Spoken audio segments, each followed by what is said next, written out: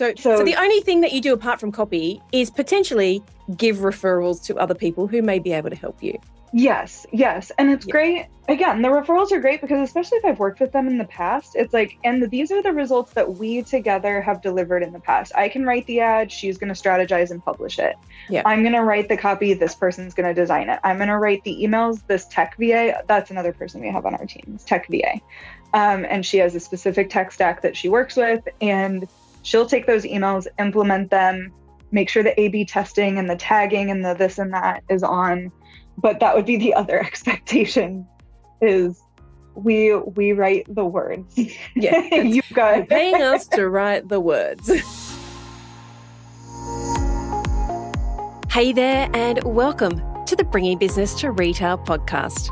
If you're looking to get more sales, more customers, master your marketing, and ultimately take control of your retail or e-commerce business, then you're in the right place. I'm Selena Knight, a retail growth strategist and multi-award-winning store owner whose superpower is uncovering exactly what your business requires to move to the next level. I'll provide you with the strategies, the tools, and the insight you need to scale your store. All you need to do is take action. Ready to get started?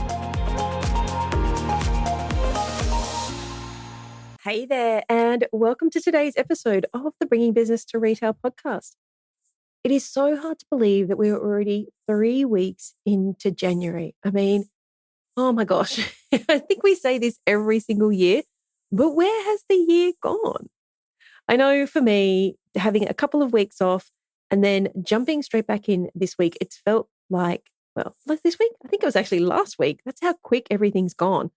Jumping back in, it felt like there was so much to do, but more importantly, so much shiny new stuff. I mean, taking 2 weeks off really is one of the best ways that you can come back and feel refreshed and find that spark inside of your business again, because the burnout just drains away. And not to say that I was burnt out before Christmas, but I certainly felt like we put a lot of energy into the business to get things ready for 2023. And here we are. Now, if you have been following me on Instagram, you'll know that part of my refresh and to make my life easier has been to stop, I'm just trying to think of the best word, stop fighting with the Instagram algorithm and do something that feels much more natural for me. I mean, sitting down and writing quotes or making reels, I mean, it would take me like a day to do a few reels. And, there's only so much pointing you can do. And let's be honest, as much as I love to dance, I'm really not very good at it.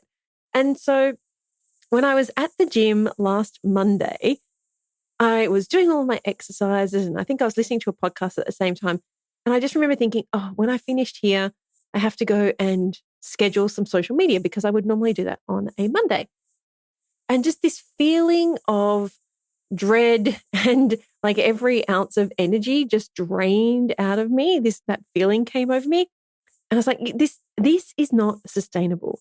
You've been trying it up until now. And sure, the reels do get a few followers, but realistically, it's not translating to anything. I mean, to be fair, the thing that has gotten me the most followers are the ads that I'm running. And these ads aren't even to get followers. They're ads for my inventory management training. And as a result, we get, several new followers every single day, which is, a great side, what's the word I'm looking for? A great added benefit, not a side, a great added benefit.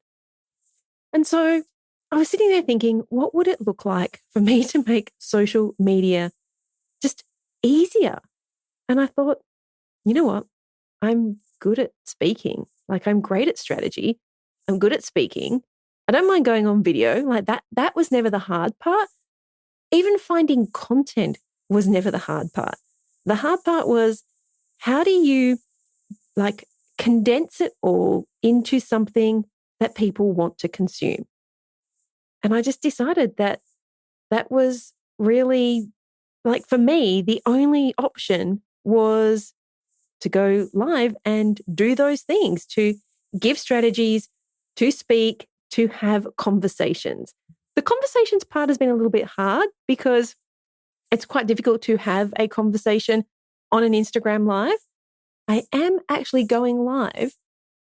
It's this Friday. I'm going live with somebody who saw one of my Instagram lives and has a product-based business and said, you know what, let's do a live together. So the day that this podcast goes live, I will have done an Instagram live with somebody else, which I have never done before. Now, Facebook is where I generally hang out. I find it comfortable. I've been on there for years. I don't feel like Facebook is all about posing and making you look, those snippets that make your life look beautiful. I kind of feel like people just post pictures about stuff and they just talk about stuff, which is probably why it's a bit less fake, generally speaking. Well, at least my friends are a bit less fake than the whole Instagram thing. And so, yeah, I'm learning lots of things as I go live on Instagram. Now, each day, it's just a random topic. It's just something that has come to me. I don't have any schedule. I don't have any plan. I literally just wait until I either read something in a Facebook group or I have an encounter or a situation that I want to talk about. Or like yesterday, I went live saying it had been a week and here are all the things that I did wrong going live on Instagram. And there were quite a few. So what I am trying to say is if you want to follow, it's a social media experiment, right? If you want to see how this experiment works, then come and follow me at the Selena Knight on the Instagrams and maybe have a conversation with me. Come and join me for my Facebook Live. Come and submit a question that I'd be more than happy to answer. And my commitment has been to go live every single day for a month. And when I did that, I didn't really think about the fact that that included weekends, but hey, I said it, so I did it. I even went live on the weekends. And I will see how this goes. So far, I think we're up about 50 followers or maybe 100 followers. I did have the stats in front of me yesterday, but I don't have them in front of me now. But enough followers to kind of make it worth continuing. And I thought I'll do it for a month and see how it goes. And if it goes well, I'll do it for 3 months. Because for me, this is my best way to communicate with you. It's just kind of like the podcast, right? It's like little podcasty snippets, although some of them have been about 20 minutes long. They could have been podcast episodes, but little snippets, very raw and real. To be fair, the majority of the time I am sitting in my workout gear because I've just come from the gym or I've just taken the dogs for a walk. It's just raw, it's real. And somebody actually said to me, and I'm sorry, I can't remember who it was because you probably listened to the podcast, but someone actually said, it's a great way to see my sparkle, which is, that's the whole point is I want my social media to be authentic, not just glib comments and quotes and things like that anybody could have crafted. So come and follow me at the Selena Knight on the Instagrams. In fact, that's also where I am on the Facebook, and have a listen. And if any of them that you want to listen to, my first one would be all the things that went wrong, because Instagram even broke during that Instagram live. So it was quite pertinent and quite honest and raw and real to show that none of this is scheduled. And I would love to hear how you approach your social media. Now, that is enough from me and where I'm at. Today's episode is all about writing copy, which, again, pulling this back to social media, is what we would call the social media copy, which we would call content writing, is very different to copywriting. And so that's probably a really good segue into today's episode with Samantha Burmeister. And she's going to go and tell us all about everything you need to know about hiring a copywriter. I can't wait to see you inside the grams, as the young kids would say. And I hope you enjoy today's episode. Hey there, and welcome to the Bringing Business to Retail podcast.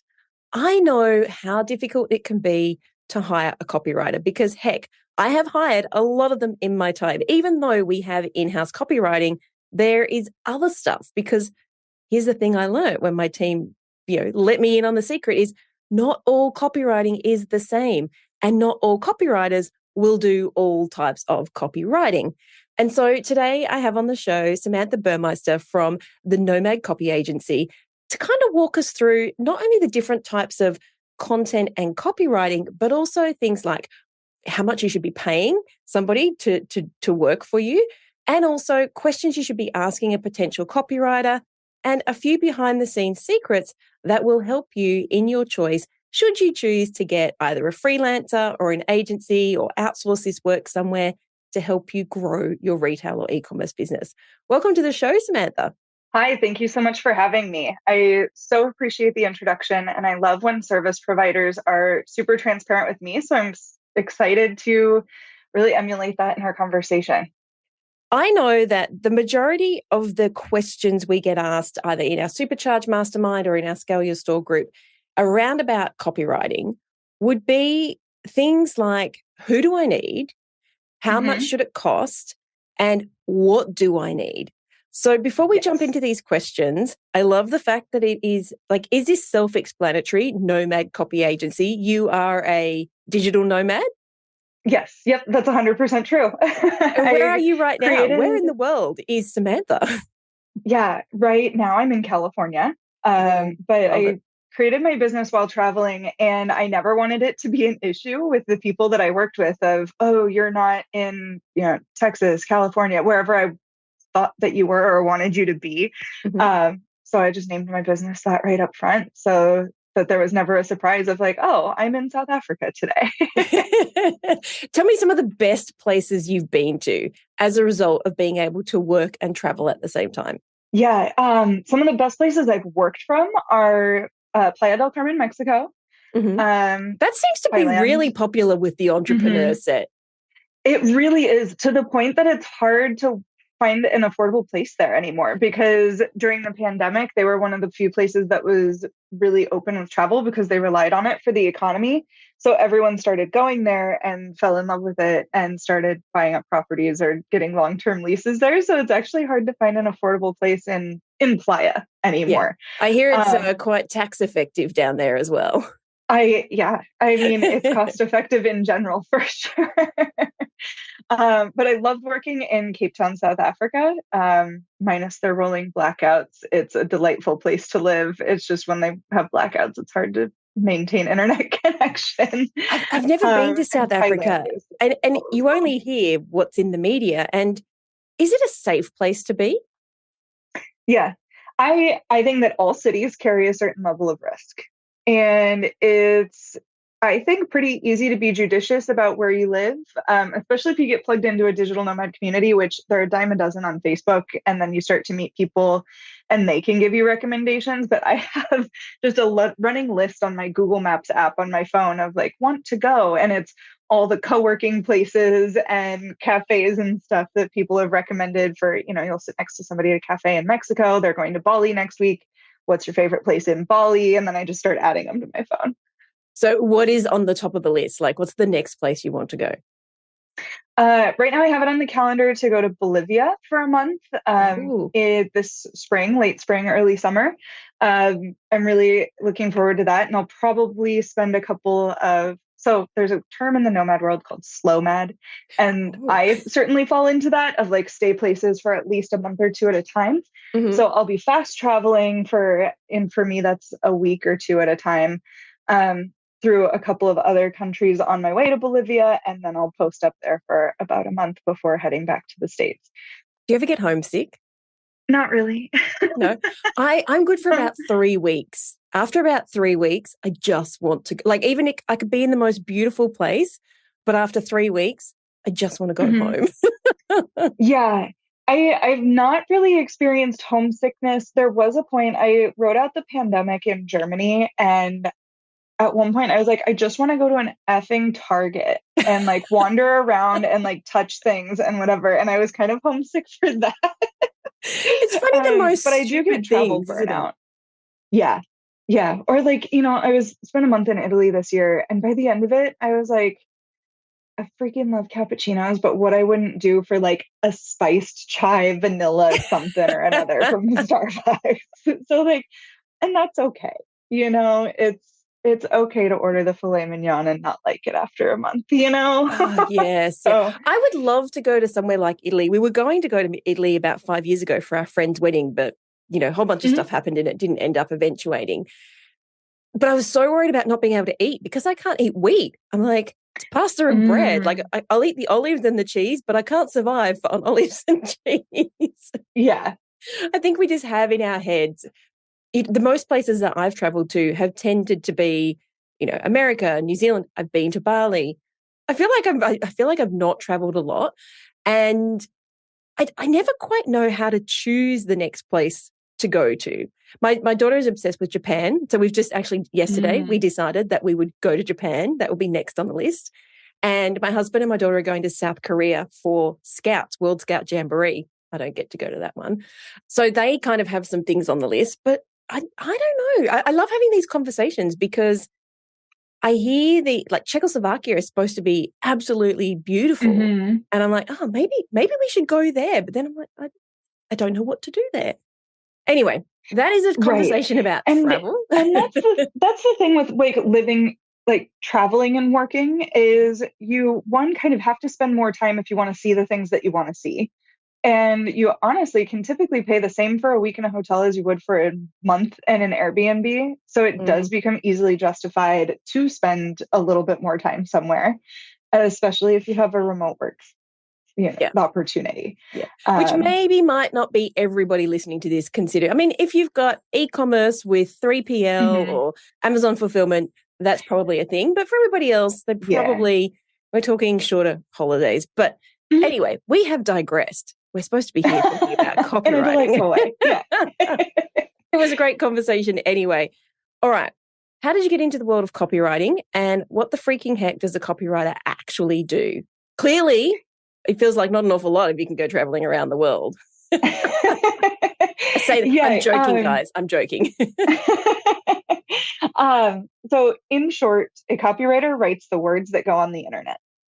That is the stripped down version.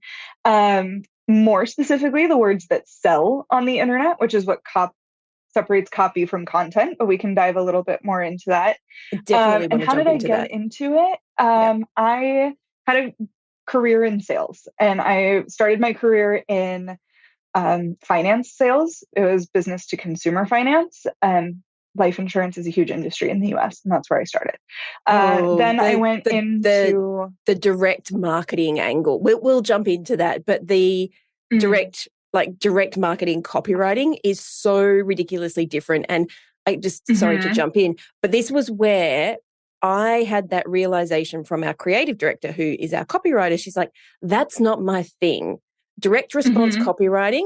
And when I say direct response copywriting, I think the easiest way, and please correct me if I'm wrong, the easiest way to describe it is like that clickbaity stuff. It's the yeah, thing that makes you, it elicits some kind of emotion where you feel like you have to do something.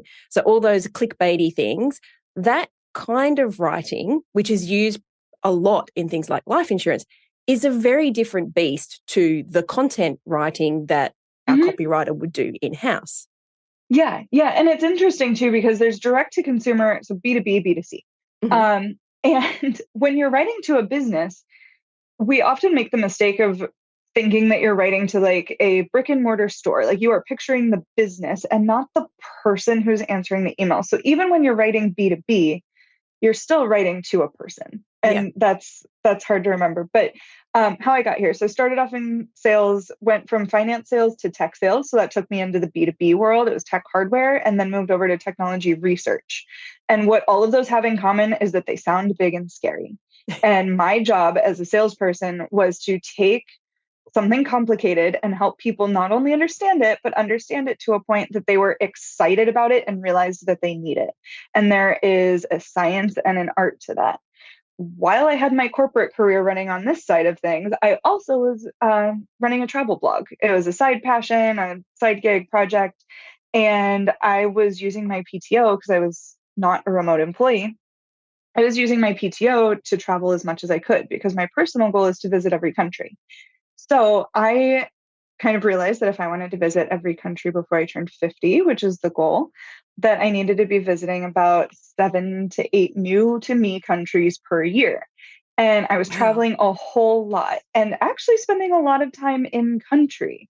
And I was able to do that by leveraging different things and wrote a blog about it. So I had the writing experience, I had the sales experience, and someone mentioned, oh, so you're like a sales copywriter. And I was like, well, there was a language barrier in the conversation. I was like, that would be the combination of the two things that I do. But no, I'm not. But wait, I should look into this Yeah. because I never wanted to be in corporate. I just had student loans and it was a steady paycheck. Yeah.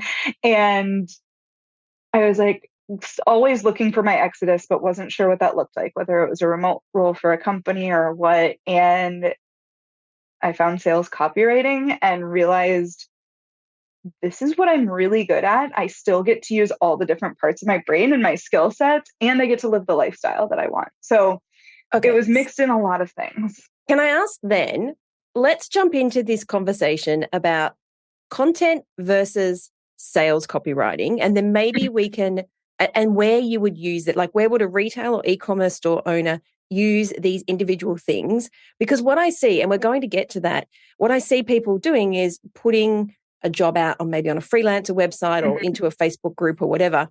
They don't actually know what they want or what they need. And so Yes. what ends up happening is sometimes someone will take the job. Maybe they're not the best fit for the job because actually the retail store owner or the e-commerce store owner doesn't know what they need. Maybe the person on the other end is not that savvy as well. They're just looking for a job. You're looking for a person. They seem affordable and you don't quite get what you want. So by the end of today, what I would love everybody to be able to do is, one, understand who they actually need if they're going to hire or outsource copywriting, and what the expectations are from the person that they're hiring and also from themselves, and the kind of results and maybe even the pricing too that they would expect to pay. Because I mean, price is very different, but we can do some indicative conversation around that. So Yeah. content versus sales copywriting. What's the difference and where would we use each of those? Yeah. So I say that content is written for computers and copy is written for people. And what I mean by that is if you're focusing on SEO, if that's the marketing strategy for you, search engine optimization, you want to be searchable, you'd be focusing a lot on content. That looks like blogs, podcast show notes, captions, things like that. That's going to be content, and you're going to write it for specific keywords so that people can find you. So if I'm looking for a dress shop in Sydney, you want to be using words that fit into your content that will help people find a dress shop in Sydney. So is that our product descriptions as well, or is that just the other words on our website? Product descriptions are often fall into the content. Okay. And there's a bit of a Venn diagram here. So on one side we have content, on the other side we have copy, which is written for humans.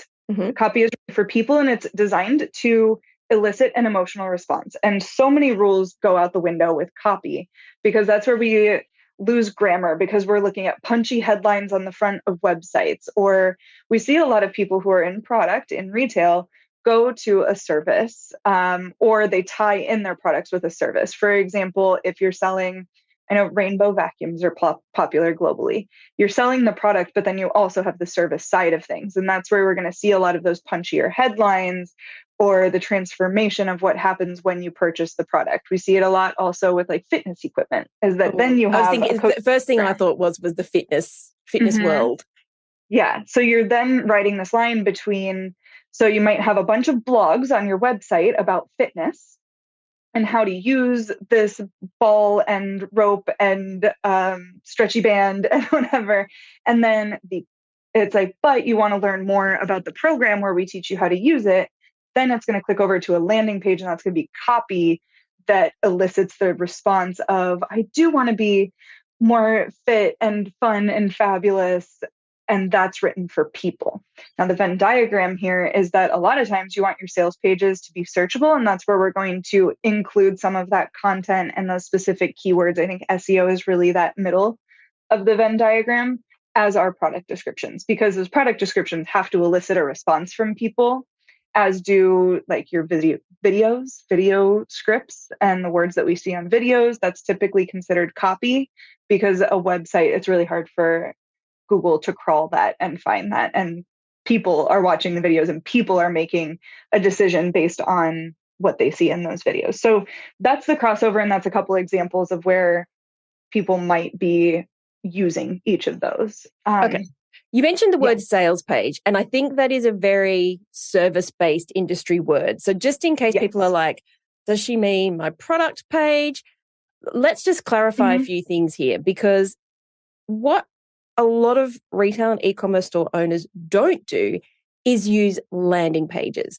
Now, sometimes those are built in on Shopify. That might be like your category page, and people don't know what to do with it.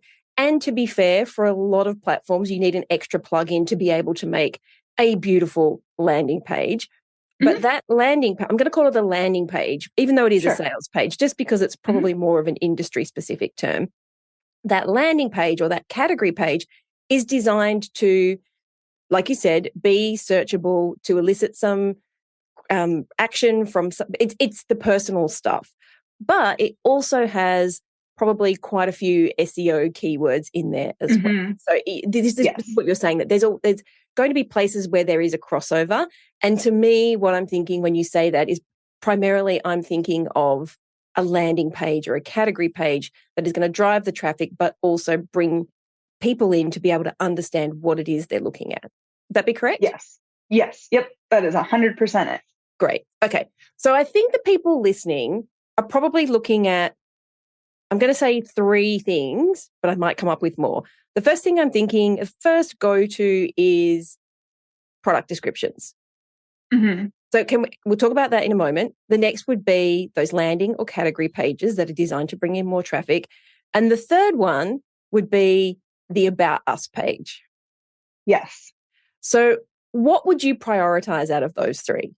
So you can get by with an okay product description. And there's probably other copywriters who would fight me on that. But ultimately, it's a lot of times features over benefits, and a lot of it is very searchable. But on a product page, I want to know if this is going to fit in my room. I want the more technical details.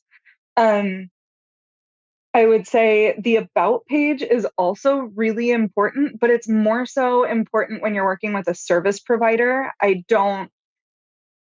And you might have the data on this because I don't, but fewer people end up on the About page on product sites than on service sites, because it's less important to know who you're working with and more important to know what you're getting.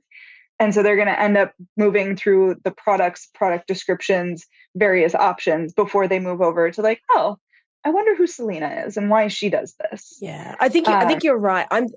What I reckon people, and I don't have any data for this, I'm just saying in my somewhat educated assumption, I would think that shipping and returns, I forgot to mention those, that would probably be one of the highest visited page, because people want to know if they buy something, can they take it back? And the About Us page, for me, what I see over and over again is, especially brick and mortar stores, is not saying that they even have a location anywhere until I have to go to like the contact page. And that's just random. It's like, this is a benefit. If you have an actual storefront, I don't care where it is, it just shows me that you're a legitimate business having that featured somewhere. So I'm with you. The About page, I think, is important if you if you've built your entire business around a purpose or a niche or something that is going to attract your customer. But actually, what I'm probably more worried about is, can I return this thing and are you legit? Yeah.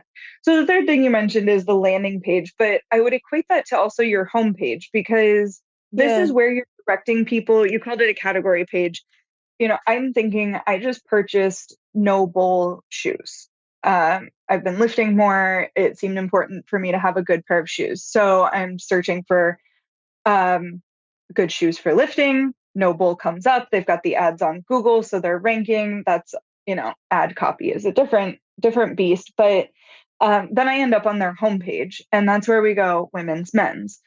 trainers 1.0, trainers 2.0. We start to break down the categories, but it's also where I learn, oh, are they made of recycled materials? Are they, where am I connecting with the brand? And that's the copy is, yes, the content got me onto the site, but the copy, tells the story. Or Tom's shoes, while we're on the shoes category, is like, I connect with like, oh, but every time I look at these shoes, I think of a kid somewhere who also got shoes. And it's influencing your decision. Exactly. Yeah, you said that earlier on. You said it's written to elicit a reaction. Mm-hmm. And so that's exactly what it's doing. And I think a lot of people, I would say 90% of especially e-commerce and probably even more retail people, because they're relying on their shop front and the website is just like an added extra, don't use the homepage to its best ability. They just stick a bunch of product on there. They stick a banner on there. And they don't use this as the opportunity to draw their customers in. So I'm with you. And I'm also now going to have to go and research those shoes, because I lift a lot as well. I did not know. I'm pretty annoyed my personal trainer has not told me that there are specific lifting shoes. Yeah, no bull, as in like no BS. Oh, don't worry, I've written it down. Okay. Yeah. They're great. They're very comfortable. I've had them for another pair for a while, and they've held up incredibly. So awesome. 10 out of 10 recommend. This is not sponsored. I don't not sponsored. All right. So now we have a bit of an idea of who we need, whether it's a content writer or did we call it copywriter? Was that the difference? Yes. Yes. Okay. And I'm too busy thinking about shoes. And we know who we want. How do we go about finding someone, and can we freaking afford this person? Yeah. So the first thing to know is that you should anticipate that there will be a comma in the price. That it takes a lot for a copywriter to get into your brand, understand your brand, your values, all of those things. So it's not as easy as, oh, I just need somebody to just write something. Because sure, just about anyone could just write something, yourself included. As far as the people listening, I can write. I write great ad copy. Anything longer than like 3 sentences, I'm out.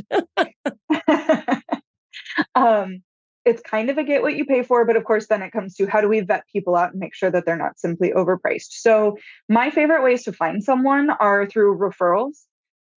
If you are listening to this, you probably have a really great network around you. You are working with the right people. You're obviously listening to the right people, at least. And maybe you're in one of our groups and in one of our programs, and we have recommendations for that kind of stuff as well. But referrals is it's got to be the top, because only somebody who has used somebody and gotten success. And this is where I'm sorry to jump in again. Like, this is like one of my bees in my bonnet. Is people try and outsource something like this onto Facebook, and inevitably they get inundated with the copywriters, but also lots of other people who might tag their friend. But what you actually want to see, especially when you're hiring people to get you results, is show me some results that you got. If you wrote a product description for this person, show me the uplift in traffic, or show me the uplift in conversions. If it is content, how much more traffic did it drive to my website? If it's the homepage, how many more hits did I get? What's my increase in conversion? You aren't doing this for free and for fun. Right. And a great copywriter will love those numbers. And if you are rolling out multiple projects, or say that you're having all of your product descriptions and pages redone over time, and they're still around, they will love those numbers, because they're also valuable for us. Like, I can post a testimonial on my website, or a success story, or write a case study. So we want you to be successful. If it's for selfish reasons, like, that's okay, because everybody wins, right? But you also need to know if it works. Like, not everything. I mean, as I said, I used to write a lot of ad copy. Sometimes it's kind of like even a social media post. You go, oh, that one, like, drop the mic, best ever. And it gets nothing. It's like crickets. And you're like, but people, this was so good. Like, what? I know. Like, why didn't you buy 6 of them? Come on. Why didn't you buy 6 of them? But you need to know this, especially to me, what I see is, especially if it becomes a long-term relationship, is you can think you know what the customers want, but until you actually have the data, you're not going to be able to go, oh, that's the thing that worked. Yeah. Yeah.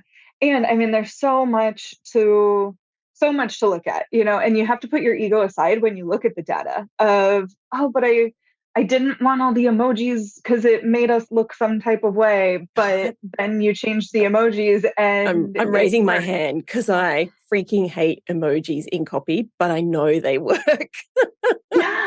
Yeah. And, some of it comes down to design, and copy and design are peas and carrots. They go together. They're both important. And if you're investing in one and not the other, it better be because you're an expert at one.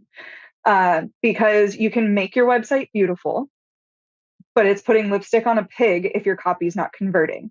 And the opposite is also true. You can have incredible copy, but if it looks like an HTML document from 1997, you're not going to look trustworthy. It's not going to convert. So, Can I jump in with a story here? Can I jump in with a story about how important this is? Have you seen the Netflix documentary, Pepsi, Where's My Jet? I watched like the first 10 minutes, but tell me. It's good. Okay. Long story short, Pepsi ran a campaign, which was if you got 7 million Pepsi points, they would give you a fighter jet. You would win a fighter jet. The fighter jet was worth about $32 million. Some smart-ass, like 17-year-old, works out 7 million Pepsi points was only like 14 million. No, I don't know. Only a couple of $1 million. And so he's like, well, why wouldn't I spend, I think maybe like $1.5 million. It was ridiculously cheap. Why wouldn't you spend $1.5 million to get a $32 million fighter jet? Like, that's a no-brainer. Anyway, he is smart. He finds an investor who backs him. They go and he built out a business plan. What do I do with all this Pepsi that I buy? There's a lot of Pepsi. So 2 million, maybe it was 2 million bottles of Pepsi is where I got that number from. We're going to have to warehouse it. We're going to have trucks, distribution. So he built out the whole business plan, and it worked out for a few $1 million. They could buy enough Pepsi to get the points to buy the jet. Gets the points. There's even a longer story here where it actually only cost them $700,000 because he hacked the system. Okay. When it went to court, because Pepsi didn't give him the jet to begin with, I won't kill the story. The ad agency was being sued because Pepsi was being sued. And Pepsi said it was the ad agency's fault. And the ad agency guy turns up and he says, that's a whole bunch of BS, because originally it was 700 million points. But when they presented it to the Pepsi marketing board, the guy who was in charge didn't like the look of all the zeros on the ad. They also didn't like the kid that they chose, because the campaign was the fighter jet landing at school, and they didn't like the kid who was like a geeky little pimply kid. They ended up getting, some suave kid who rocked up with his hair and coiffed hair. Anyway, so 700 million points. Director goes, don't like the way that looks. So they take it down to 70 million points. He still doesn't like the way it looks. So it drops down to 7 million points. But the guy was in charge was too dumb to realize that 7 million points was only a couple of $1 million. Right, so, which no one would dream would be attainable. So this is the argument was at 700 million, it wasn't attainable. It was like 100 and something million dollars worth of Pepsi, not attainable. 7 million points, clearly attainable because the guy did it. But that whole story was to show that design and the copy are so important, because just because something looks good doesn't mean that it's going to convert, or maybe it converts with all the wrong intentions. And all that's going to end up is, in this case, litigation, but frustration on your end and frustration on your customer's end. And that is where everybody gets cranky and you lose customers and you lose followers and you have to go into crisis management. So it's a very long way, a very long explanation on why copy and design together are so important. Yes, they're so important. And, if you're DIYing, my big advice here is don't overcomplicate it, because it's as easy as A/B testing an ad, having two separate product pages up, or designing them slightly differently, or if you're sending emails to advertise, A/B test, or test your subject lines. Test, this is one that bothers me, but it has performed incredibly well for certain demographics. Subject lines in all lowercase, no capitalization, no grammar. That works. Test them with emojis. Test them in all caps. Typos work as well. Like, we send out deliberate emails with typos. They convert like crazy. And I think, and correct me if I'm wrong, my assumption just from what I've learned about copywriting is we can actually read words from the beginning part and the end part, and it doesn't really matter what's in the middle. And they've done lots of studies about this. But when you deliberately put a typo in, our brain's like, well, hold on. I have to go and read that now because my brain didn't actually just skim over it. So deliberate typos in emails is a great way to increase conversion rates. Yes. Yeah. And I mean, you can take that for a lot of things, varying grammar, catchy headlines, different things, because people will spend, I think the average that someone spends on a website's homepage is less than 3 seconds. And that varies by industry, size of business, how they got there. There's a lot of variables that go into that, but you have to give them a compelling reason to stay and click around. Yeah. And that's, in conclusion, that's what copy does. And copy paired well with design accomplishes that. Yeah. Okay. I have a question then. We're looking to, I just want to say to people listening that concept of having to pay someone to learn about your brand is, if you take nothing else away, understand that you guys as copywriters aren't miracle workers. You aren't, genies who can just get into the headspace of the brand and the customer. That does take time. That does take research. And personally, we have I think it's a 7-page document on customer demographics, psychographics. We have sheets where our customers are filled in that we give people examples so they can actually read the exact words our customers are writing. So we kind of have this down pat, so it streamlines the process a lot. But I still know that most of the people that we have hired have said, I need a good 8 hours to sit down and look at what's converted for you in the past, what hasn't worked in the past, who your customer is, who your brand is, go through your social media, see how you talk, do all those things. And it can feel like that's wasted money, but actually, if nothing else, to me, that's the best investment, because that is when the person is going to get inside of everything that you need to communicate. Yeah. And, in services, there's a lot of talk of a 6-figure launch. And, there's, in retail, you don't want to run out of product. That's not a good look. So, I say that to say that it's okay if the first email that your new expensive copywriter sends doesn't result in $1 million in sales, because they will also need to learn. The more data you have up front, the more of those 7 pages of information and intense data on your ideal client and the customer journey and all of that, the more you have, the better. But it also takes them a little bit to look at the data. And if they're coming in and they're changing things and you want them to change things, it's important.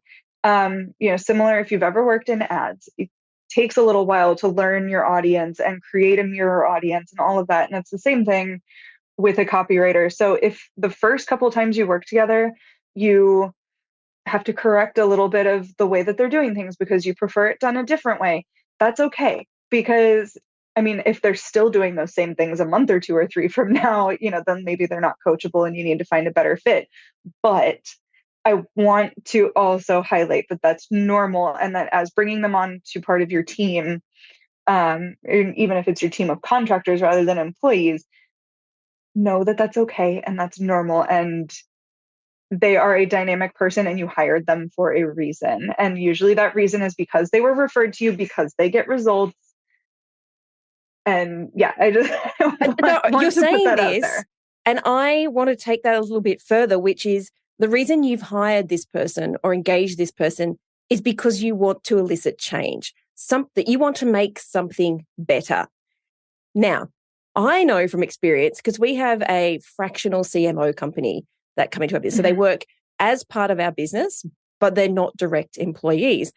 And they put forward copy from their copywriter. And I look at it and I'm like, yeah, I wouldn't say that. And every now and then they're like, but you asked us to come on board to change things. Can we just try it? So there's a very big difference between, hold on, that's not my values versus, but maybe you don't quite know what words, terms, because we quite often get caught up in jargon. So to me, it's great having somebody who's not in the industry because they're like, well, I would never call it that.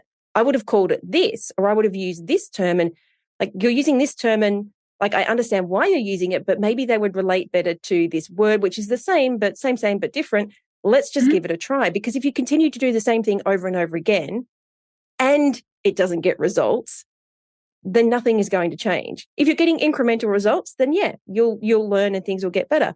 But I just wanted to take what you said, which is it will take time, but also remember that the person that you're bringing on board is fresh eyes, is there to create change. And sometimes they're going to put forward something that maybe you wouldn't have thought of and maybe it doesn't gel, but sometimes you might have to go with it.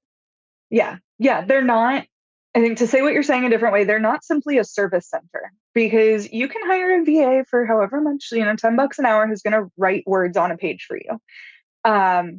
But a great copywriter who is a part of the team will talk with your designer and bounce ideas and ask you if you've thought of this and ask to A/B test, and they will create that space for you and they're going to challenge you. And as business owners, that's what we want, is those more dynamic team members.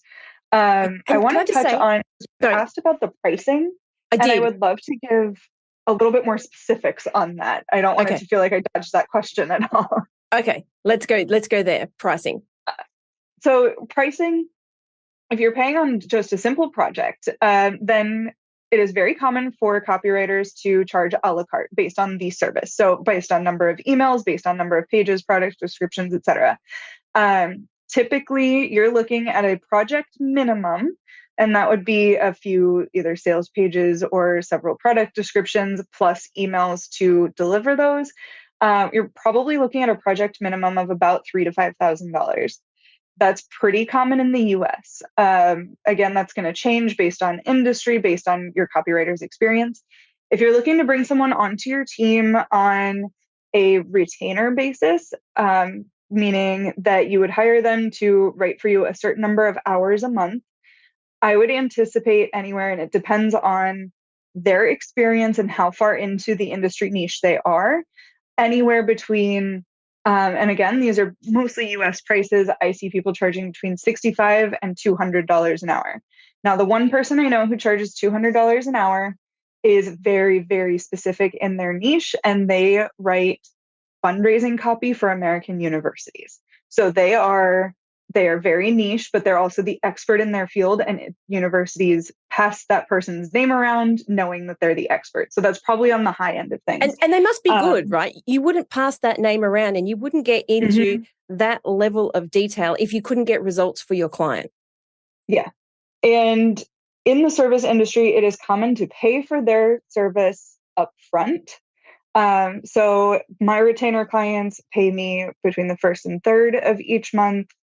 And it guarantees that I hold my space for them on my calendar. And that's something that's very different in service versus product, is that I need to know that it is worth it for me to save this time. Yeah. So if you've got me for 20 hours a month, I know that, 2.5 hours on Mondays and Thursdays every single week is where I'm holding space for your company. And yeah, so just to give folks a baseline of what they can anticipate before they start reaching out to people, that's a good range to start with. What are your thoughts when people give you a price, like a per word price? Because I know that especially for content writing, that is a very generic way of getting a costing. Yep. And that would be more common in content Yeah, more of rather the than blog copy, posty because type the goal of stuff. copy is to keep it actually as brief as possible. You Yeah. want it to be as impactful in as little time. So that's more for like blog posts, podcast descriptions, etc. Yeah. Okay. When I'm looking to hire, you've kind of touched on this already, but when I'm looking to hire a copywriter, can we talk about the expectations on both sides? So what are your expectations from the client side, and what should the client expect from you? Yeah. So from the client, I would expect, and we started to talk about this, as much information as they can possibly provide. And that's also going to be depending on the copywriter and what your existing marketing team looks like and how your business operates. That might mean access to your systems as well, not to make edits, but to gather that data, or they would have you run through it with them on a recording if you didn't want to give them access to your email provider, for example. Also, expectations are going to be your time. Hold That on, it but does aren't I take, hiring you to do all of this? yeah, I'm hiring you to save time. Well, in the same way that it takes money to make money, it takes time to save time. And you can be even more efficient with saving your own time by having all of that data upfront, having branding documents, any sort of brand strategy, business strategy documents.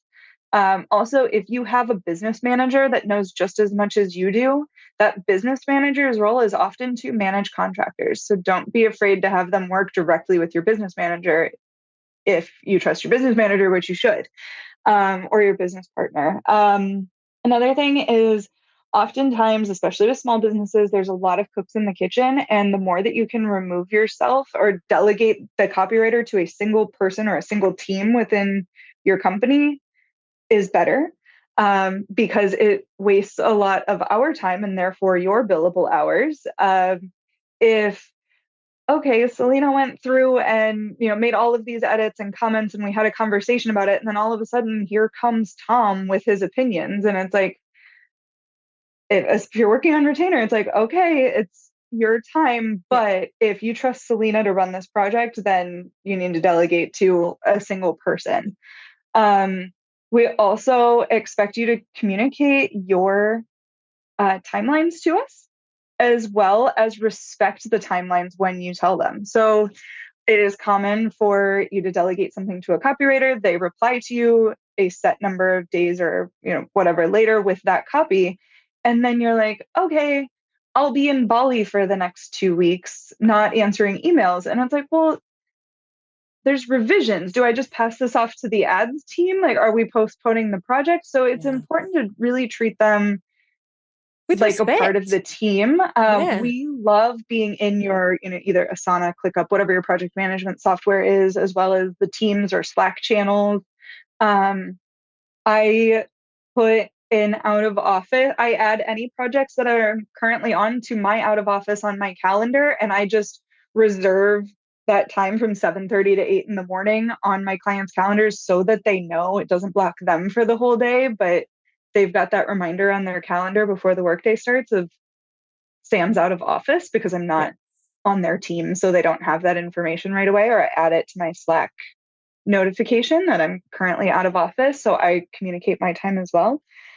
It's one of your expectations, the results that they want, because I know that this is something that comes up again and again and again. And having had an agency, it used to drive me bonkers that they would hire you and Mhm. not actually have any KPI, any results that they were trying to get. Like, it was just, I Yes. just want you to make it better.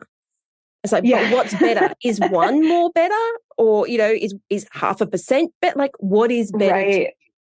Yes, that's an important one. Let me know what your goals are, and what your expectations are of me. Also, if it's necessary, I love to start with over communication. Let's meet every Monday morning to discuss how it's going and what our goals are. Or I will send a Friday wrap up email every week of, even if I didn't do anything this week, like, Yeah. hey, Selena, didn't do anything this week per da da da da da. talk to you on Monday, and then figure out what a communication cadence is and a communication level is that works for everybody.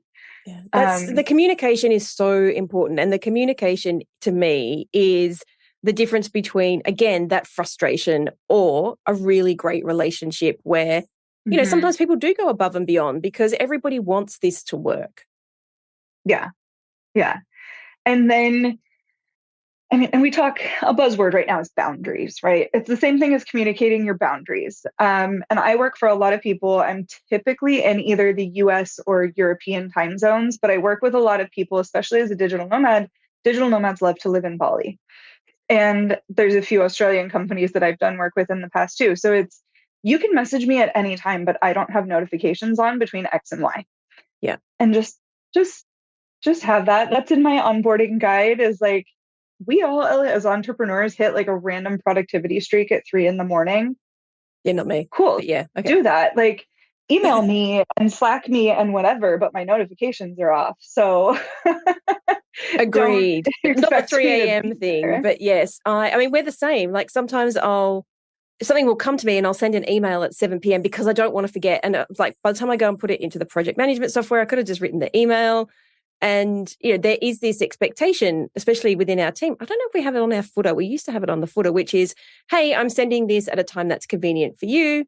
I'm sure that, you can reply at a time that's convenient for you. I think I just said you twice, but yeah, because there is this, especially post-COVID, we're all working at different hours. But like you said, on that onboarding guide, you set the expectation that I will reply to you within X. But also the client needs to respond. This is my big pet peeve coming out, which was we would send copy back or we would send creatives back. And a week later, we didn't get a reply. So we actually got to the point where it was like, you have to reply within 48 business hours. Right. Because otherwise the team is just sitting around.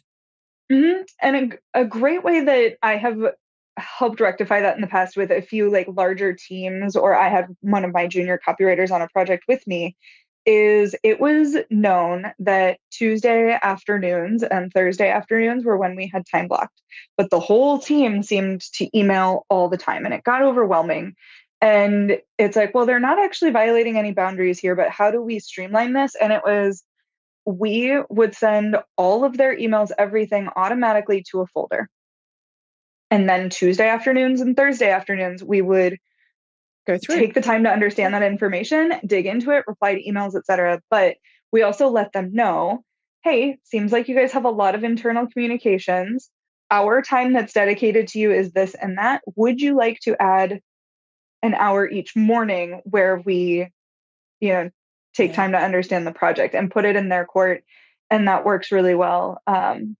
That's worked really well for me in the past. And then I think the expectations you'd asked for both sides, it's really the same thing the other way. Is that you just determine the relationship up front.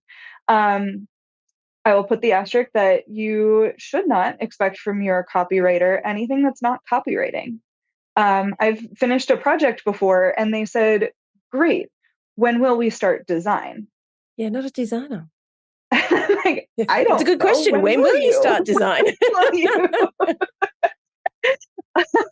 Which may be different if you have a full service agency. But obviously, again, somewhere along the line, their communication has been very mixed up. And sometimes that can happen, especially if you do have other remote workers or you have different people, you've got an agency. So yeah, it definitely happens. But like you said, it all comes down to the communication. Yeah. And that's a great point that at my core, I write copy and I'm the lead copywriter. I still love writing copy for my clients. It's not just out to my junior copywriters. But we have someone that we tap in for SEO and doing SEO audits and all of that. She also writes incredible blog posts. So we're still mostly copy, but we've got our content girl. Like, you need content. We can do that for the industry. And if she's a good fit, we'll tap her in. We have designers that we refer out to. We, again, very limited content. We have an ad strategist that, she used to work, kind of under us, and now we just refer out and then partner, and it made it easier that way. Because So the only thing that you do apart from copy is potentially give referrals to other people who may be able to help you. Yes, and it's great. Again, the referrals are great because especially if I've worked with them in the past, it's like, and these are the results that we together have delivered in the past. I can write the ad, she's going to strategize and publish it. Yeah. I'm going to write the copy, this person's going to design it. I'm going to write the emails, this tech VA, that's another person we have on our team, is tech VA. And she has a specific tech stack that she works with, and she'll take those emails, implement them, make sure the A/B testing and the tagging and the this and that is on. But that would be the other expectation, is we write the words. Yeah. You've got You're paying us to write the words yeah. to get you to X results. Exactly. Alrighty. That has been so informative. I mean, the big thing for me was you just verbalizing the difference between content and copy, because like I said, even though I've owned my own business for 15 years or whatever, it wasn't until our copywriter was like, but that's not, I can do it, but that's not my thing. And I may not get, probably won't get you the results that you're looking for. You would be best to go and find somebody else to do that part. So again, if you have a great communication, you have a great relationship, that person's going to put their hand up and say, that's not my thing. And you'd be paying me, but you're not going to get great results and you're not going to end up happy. So I think for people listening here, just understanding those different things, understanding cost, understanding the expectations is a great place for them to start looking at moving things forward. So thank you very much for all of that. Yeah, if people are you. looking for you, not in a where in the world is Carmen Sandiego / Samantha Burmeister type of way, where can they see the kind of work that you're doing, or reach out and talk to you? Yeah, my website is nomadcopyagency.com. I'm on Instagram at nomad.copy, and I'm on LinkedIn. My name is Samantha Burmeister. My website has, and my Instagram highlights have a lot of past work and different shout outs and testimonials and such. So those are probably the best places to start.